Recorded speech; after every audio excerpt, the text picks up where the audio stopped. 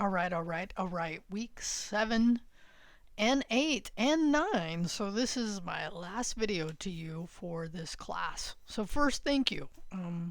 I appreciate all of you. I've gotten to know many of you. I feel like through our correspondence and of course all of you through your post. And I just appreciate you choosing First Fresno City College and this program and this course. I'm here. I have a job because you're here. And I want you to know I appreciate that. I really try to honor that responsibility for the job that I have. And I hope you felt seen and I hope you've enjoyed the feedback. Maybe not always, but if you ever after this class want to reach out and discuss, or even, it's not too late now, you can as well. Okay, let's go over this week's work.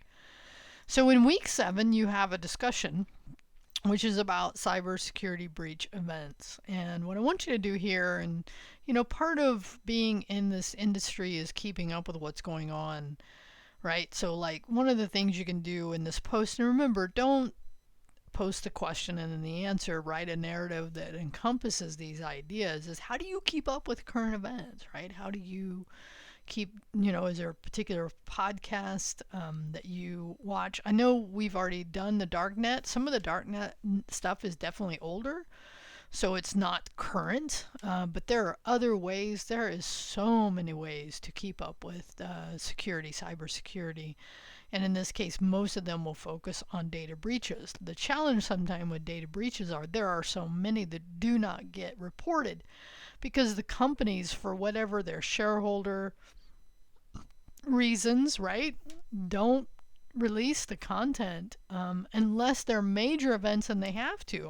Often the reason they have to report is because they have to tell the public, and when they have to do that, that's generally when they get reported. But there are many, trust me, that you don't hear about. So I want you to keep these events to the past 6 months and no more than a year away, right? And then what made this an important story? How was it reported? And this is a little harder one. What advice would you give to industry leaders or policymakers, right? Again, narrative style, don't write the questions. So, and again, write your own work. Do your own work in this case.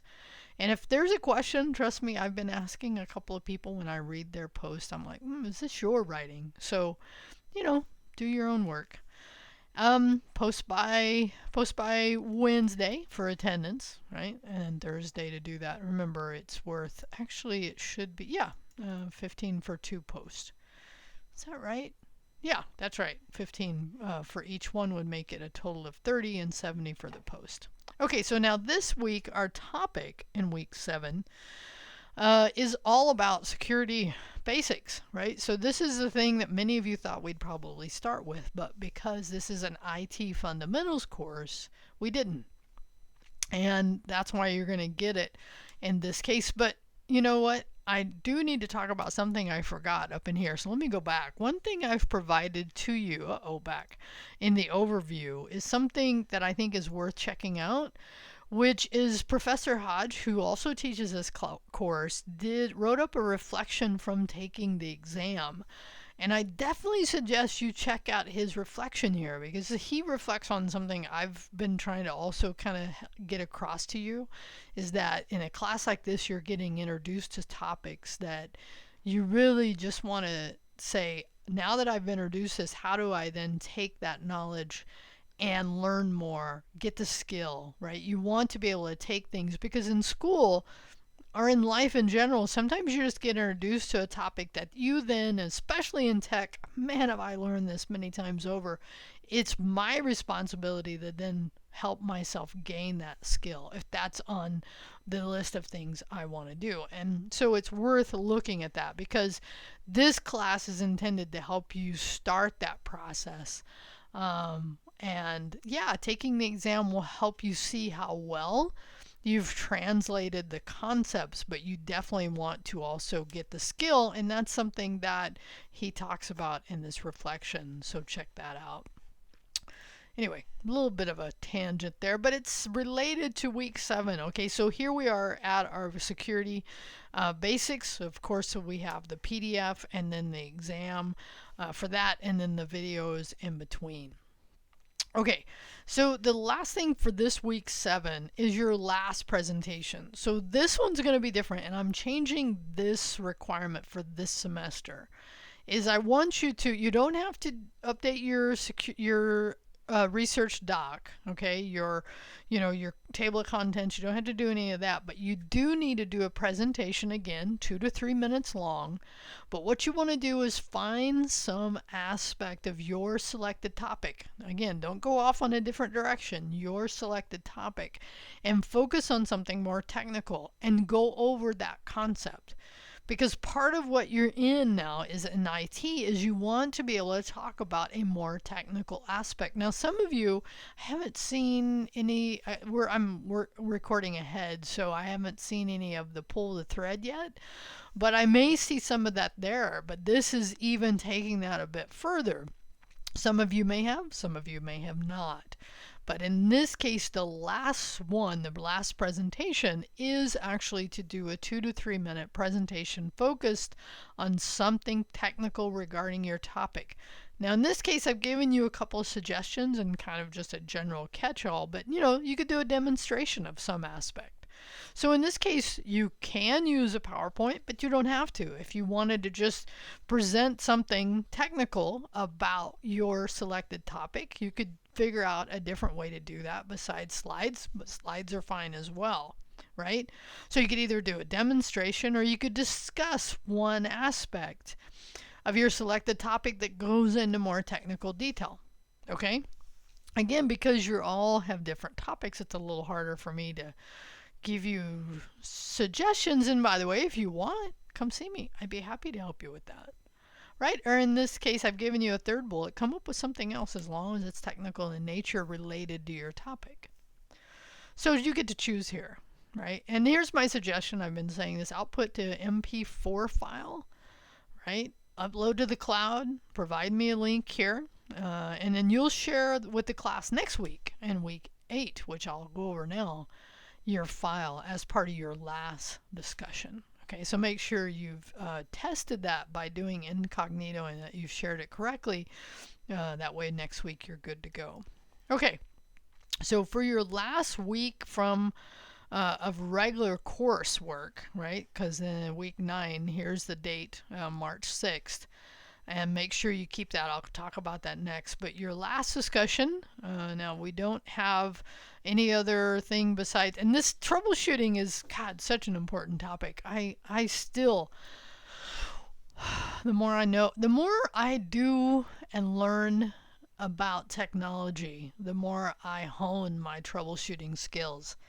And it's just one of those things that I'll never forget. In an interview, one time somebody asked me, how do you troubleshoot things? And my answer was, you just keep trying. This is true. But you also, there's a methodology I've come to realize is that, and I think it's not even conscious anymore for me, but what I like about this is that it actually makes that process more conscious as you're learning these troubleshooting techniques, because trust me, this is really a lot of what we do in IT is troubleshoot stuff. Okay, coming back to this, your last discussion is really about you. So for 30 points, 35 points, it's all, write a discussion, again, narrative style, right? How'd this online work for you? Have you noticed along the way not everybody completed the course? Right? Did you have the tools that you felt you needed to study? Did you realize this is normally an 18-week class over 9 weeks? And how would you change the course to meet your needs? That's always important for us, is to get your feedback, right? And then 35 points comes from sharing your week 7 technical presentation. Give a link here and then comment on how you felt about the output, okay? 30 points from your replies. And do this right away, okay? Okay, so let's just move to the end, right? So if we were to, and matter of fact, this is something I definitely like to do, and I'll probably have to change based on the course. Like if I go look at 48, and I go to the end, right? So in this case, we're going to go to March. So at this point, right, once you complete everything you're going to complete, the last thing you have during that last week of the semester is to take that final. Now, I wouldn't wait till this point, because at this point, once you take that final and everything's graded, the grade you have in the class, the grade you have in Canvas is the grade you have in the class. So, if you're kind of like close to moving from one letter grade or the other, you can also do late work. And I haven't been as explicit about this, honestly, because this was a course that was already set up, and I kind of took some of the class policies, but I definitely have been grading late work, and I've been discounting work that is submitted late, unless the student and I have worked out something beforehand. But at this point, right, and by the way, if you're going to do any, it has to be done at this point by noon on the 6th of March, right? Because I wake up on Thursday the 7th, and that's when I get all the documents ready. So you asking me to grade on Thursday morning is not going to work. So in your mind, note to self, the last date to submit late work is noon on March the 6th. The last time to take the exam is really midnight on the 6th.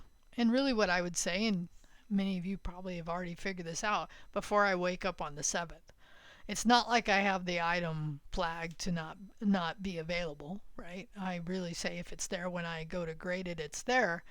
But if I was you, I wouldn't wait that late. And honestly, I think some of you will finish this course before the end of the semester, which is not a bad thing. It's a good thing. So I just wanted to go over the end of it so you are clear about how this course works. Again, if you have any questions, please reach out.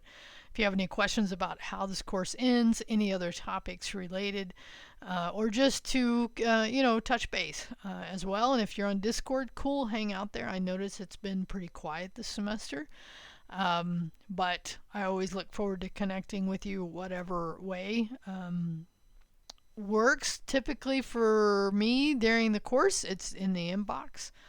That works the best. Anyway, have a great one. Again, thanks for your time, and good.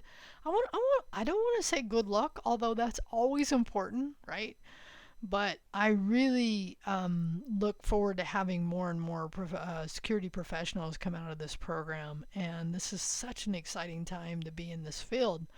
Now, of course, hopefully I'm focused more on the programming website, but we're all affected by security. All of us, all the time. And this is and now with the advent of more AI tools, that's something that is going to impact all of us. Not you, not just me, but all of us. So, keep learning. It's a fun thing to do.